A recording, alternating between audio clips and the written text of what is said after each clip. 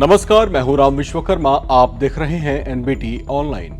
Paris Olympics में कुश्ती के फाइनल मुकाबले की दहलीज तक पहुंचकर भी मेडल के लिए अयोग्य ठहरा दी गई पहलवान विनेश फोगाट को लेकर एक बड़ा खुलासा किया गया है।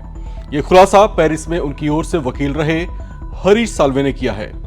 हरीश साल्वे ने दावा किया है कि विनेश फोगाट ओलंपिक 2024 में डिस्क्वालीफाई होने के बाद दरअसल कोर्ट में चुनौती ही नहीं देना चाहती थी।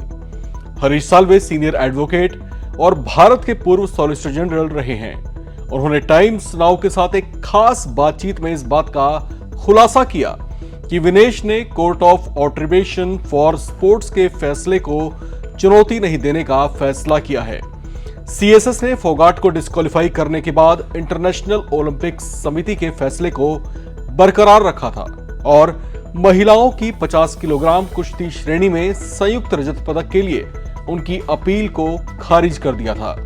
आपको बता दें कि विनेश का वजन करीब 100 ग्राम ज्यादा पाया गया था, जिसके बाद उन्हें महिलाओं की 50 किलोग्राम कुश्ती फाइनल से डिस्क्वालीफाई किया गया था। विनेश फोगाट भारतीय महिला कुश्ती के इतिहास में ओलंपिक के फाइनल तक पहुंचने वाली पहली महिला पहलवान बन गई थी, जिनसे गोल्ड मेडल की उम्मीदें बढ़ गई थी। लेकिन एक बेहद नाटकीय घटनाक्रम में उनके साथ एक ऐसी ट्रेजेडी हुई कि उन्हें डिस्क्वालिफिकेशन का सामना करना पड़ा। इस तरह से करोड़ों भारतीय मायूस हो गए थे। अब उनकी ओर से उस पूरे मामले को देख रहे सीनियर एडवोकेट हरीश साल्वे ये कहकर सबको चौंका रहे हैं कि खुद विनेश फोगाट ओलंपिक्स में डिस्क्वालीफाई होने के बाद कोर्ट में चुनौती नहीं देना चाहती थी। उनका यह बयान ऐसे वक्त पर सामने आया है जब हाल ही में विनेश फोगाट ने आरोप लगाया था कि डिस्क्वालिफिकेशन के बाद उनको भारतीय ओलंपिक संघ का पूरा साथ और सहयोग नहीं मिला था।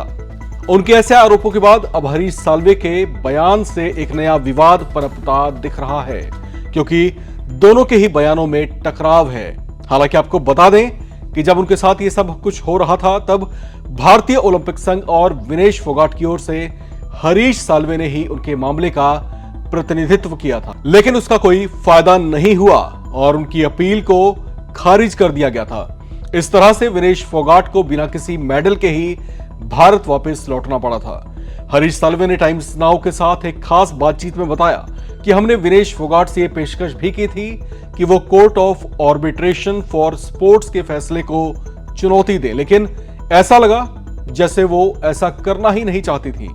साल्वे ने बताया कि हमने फिर भी प्रयास जारी रखे और अपील करने लायक सभी दस्तावेज जुटाकर अपील भी की, जिसे बाद में खारिज कर दिया गया था। हालांकि उनके इस बयान से अब जो है विवाद पड़ता दिख रहा है और संभावना है कि विनेश फोगाट की तरफ से भी इस पर प्रतिक्रिया जरूर आएगी।